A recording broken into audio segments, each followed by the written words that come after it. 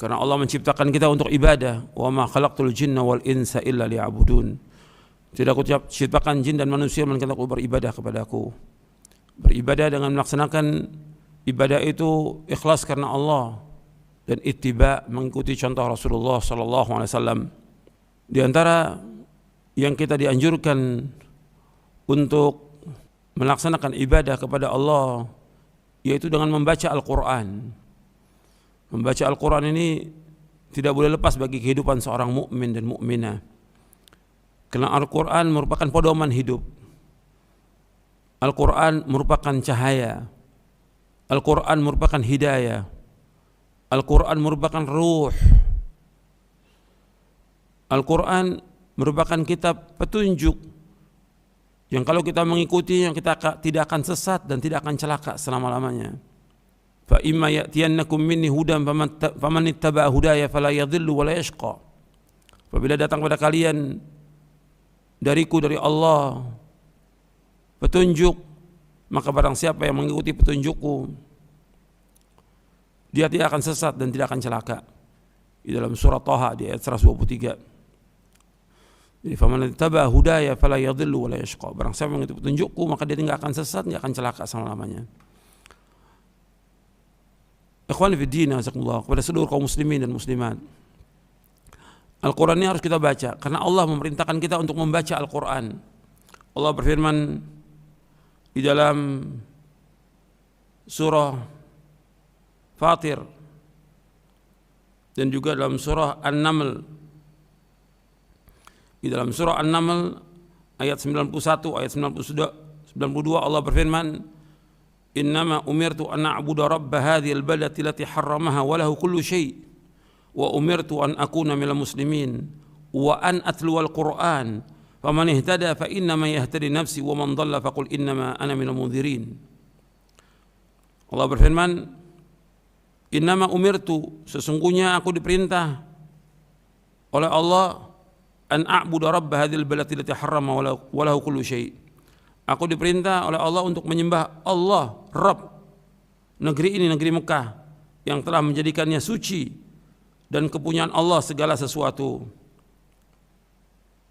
Dan aku diperintah supaya aku termasuk orang-orang Islam. Wa an atlu al-Quran, dan aku diperintah juga untuk membaca Al-Quran.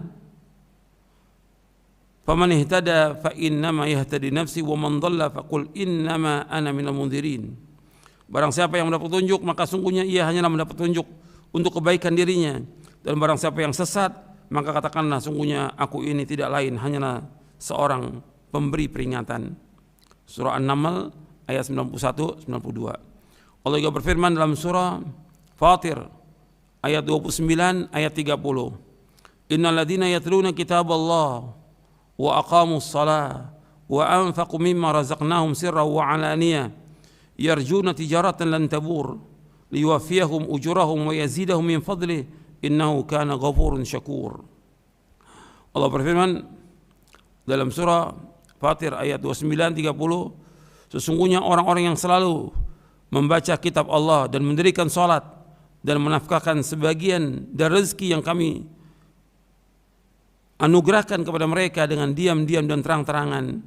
Artinya dia menginfakkan hartanya dengan diam-diam dan dengan terang-terangan. Mereka itu mengharapkan perniagaan yang tidak akan merugi, agar Allah menyempurnakan kepada mereka pahala mereka dan menambah kepada mereka karunia-Nya. Sungguhnya Allah Maha Pengampun dan Allah Maha Mensyukuri. Di dalam ayat ini Allah menyebutkan innal ladzina yatluna kitaballah, sesungguhnya orang-orang yang membaca kitab Allah. Jadi kita diperintahkan untuk membaca kitab Allah, Al-Quran, untuk dibaca. Al-Quran ada di tengah-tengah kaum muslimin, dan Rasul sudah menyampaikan semuanya. Rasul mendapatkan wahyu selama 23 tahun, kemudian beliau wafat dalam keadaan sudah sempurna agama Islam ini. Kemudian dibaca oleh para sahabat, dihafal oleh mereka, anak-anak mereka juga hafal. Kemudian dibukukan, dikumpulkan dalam satu mushaf oleh Utsman bin Affan radhiyallahu an, dan terus disalin oleh para sahabat yang lain, tabi'in, dan terus seperti itu sampai hari ini. Dan di rumah kita banyak Al-Quran, ada yang punya 1, 2, 3, Bahkan lebih daripada itu. Al-Quran yang ada itu untuk dibaca, bukan untuk dipajang. Al-Quran bukan untuk ditulis sebagai kaligrafi, bukan. Atau bukan untuk jimat, bukan. Al-Quran dibaca untuk kita pahami, kita amalkan. Dan itu akan membuat hati kita ini hidup. Dengan kita membaca Al-Quran, akan membuat hati kita menjadi tenang dengan membaca Al-Quran. Dan rumah kita yang dibacakan Quran, setan itu akan lari, termasuk surah Al-Baqarah. Kata Nabi SAW, la taj'alu buyutakum maqabira inna syaitana yanfiru minal baiti alladhi tuqra'u fi surah Al-Baqarah. Janganlah kamu jadikan rumah kamu seperti kuburan. Sesungguhnya setan lari dari rumah yang dibacakan surah Al-Baqarah. Kita disuruh untuk membaca Al-Quran. Al-Quran untuk dibaca, bukan untuk dipajang, bukan untuk dijadikan kaligrafi, bukan untuk dijadikan hiasan, bukan. Al-Quran untuk dibaca. Jadi kita baca, istri baca, anak kita baca. Dan hatamkan. Kita diperintahkan untuk membaca Quran, kemudian menghatamkan Quran.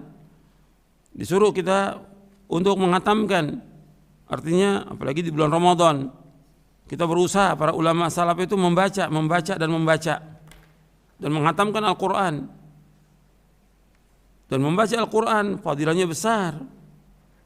Satu huruf Al-Quran ganjarannya besar. Makanya disebutkan dalam hadis Abdullah bin Amr radhiyallahu anhuma, kata beliau, qala li Rasulullah sallam, iqra'il Qur'an fi kulli syahr. Qala qultu inni ajidu quwwatan. Qala faqra'u fi 20 lailah. Qala qultu inni ajidu quwwah. Qala faqra'u fi 7 wa la tazid ala dhalik. Dari Abdullah bin Amr radhiyallahu anhuma, ia berkata, Rasulullah SAW telah bersabda kepadaku, bacalah, artinya bacalah Al-Quran, hatamkanlah Quran sebulan sekali. Baca, hatamkan sebulan sekali. Aku berkata, ya Rasulullah, aku merasa mampu lebih daripada itu. Beliau SAW bersabda, kalau begitu bacalah, hatamkanlah selama 20 hari. Fi 20 lailah, 20 hari.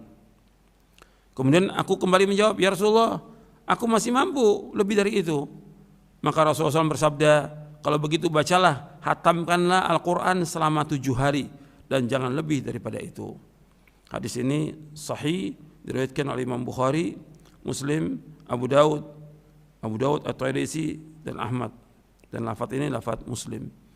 Artinya Nabi menyuruh untuk baca Quran setiap hari. Setiap hari.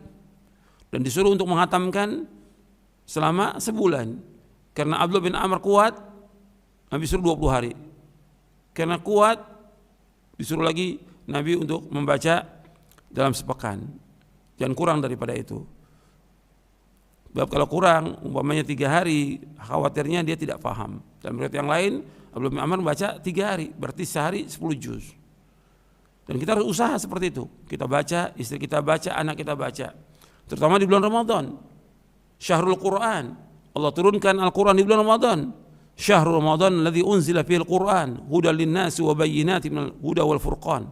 Dalam surah Al-Baqarah di ayat 185.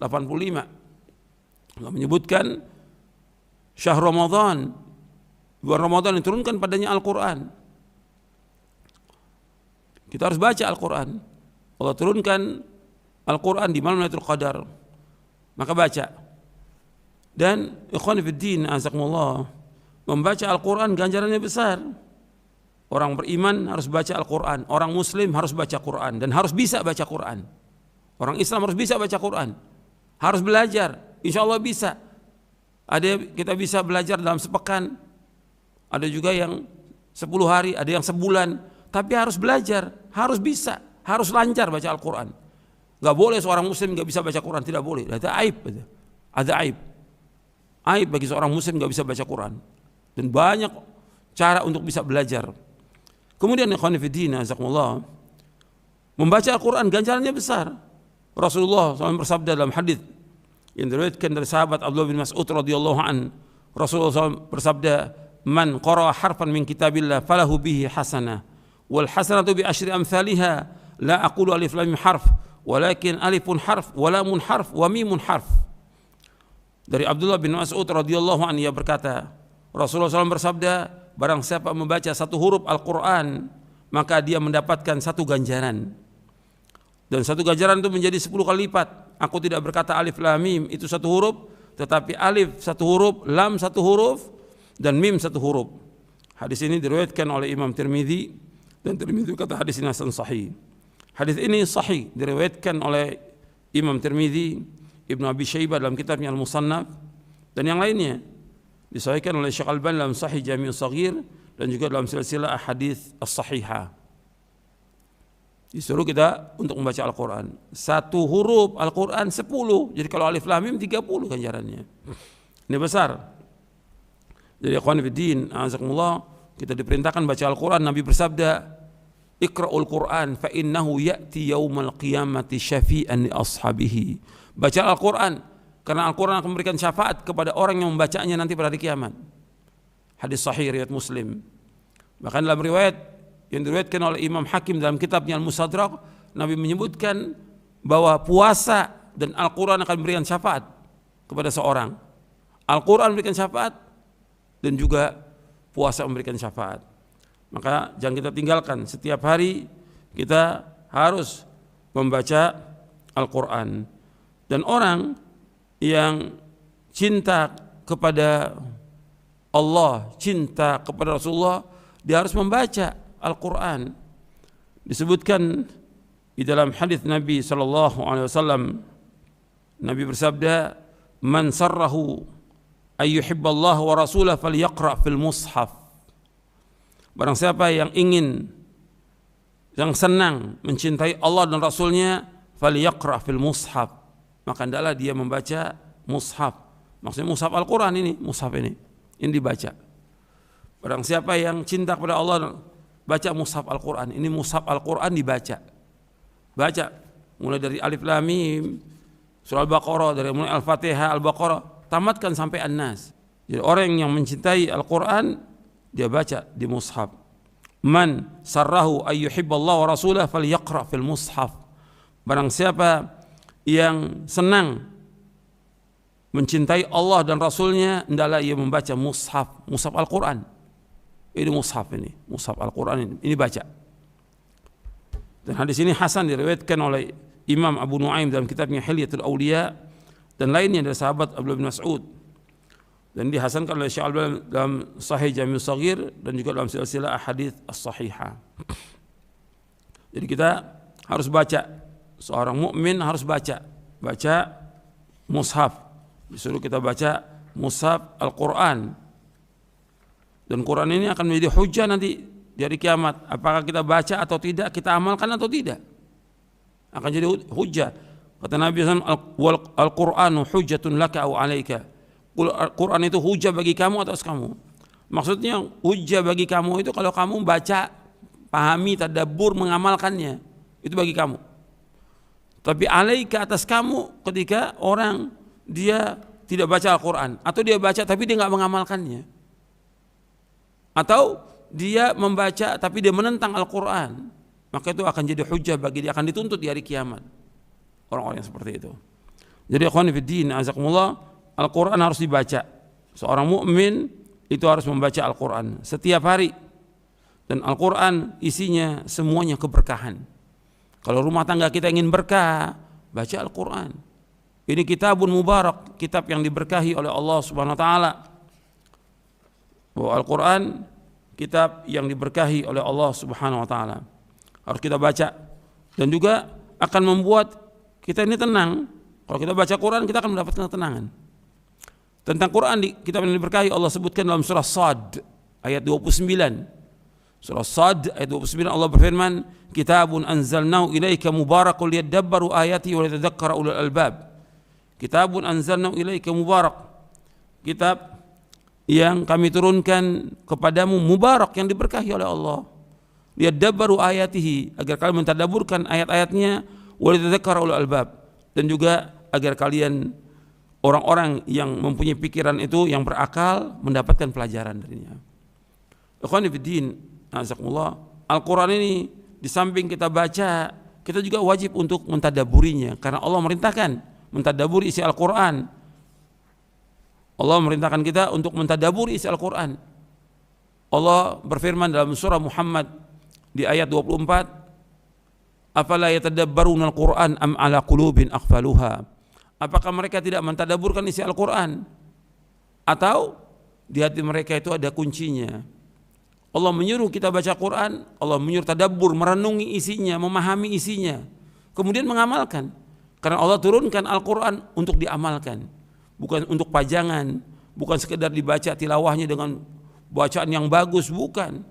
Atau dia hafal 30 juz tapi dia nggak mengamalkan. Al-Quran diturunkan oleh Allah untuk kita tadabburi, kita pahami, kita renungi isinya, kita amalkan. Kita harus mengambil pelajaran dari isi Al-Quran ini, kitab yang diberkahi oleh Allah. Kita harus mengamalkan, karena Nabi SAW mengamalkan Al-Quran dan para sahabat mengamalkan.